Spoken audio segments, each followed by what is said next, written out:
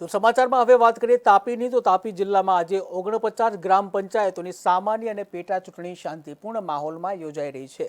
સમગ્ર જિલ્લામાં 37 ગ્રામ પંચાયતોમાં સામાન્ય અને 10 ગ્રામ પંચાયતોમાં પેટા ચૂંટણી યોજાઈ રહી છે।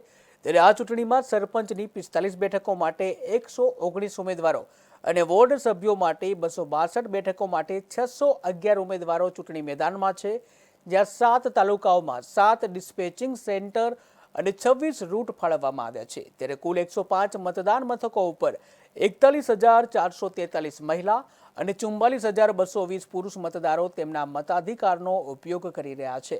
શાંતિપૂર્ણ માહોલમાં અને સુરક્ષિત રીતે ચૂંટણી માટે 500થી વધુ પોલીસનો કાફલો તેમજ 1,596 અધિકારીઓ અને કર્મચારીઓ ફરજ બજાવી રહ્યા છે।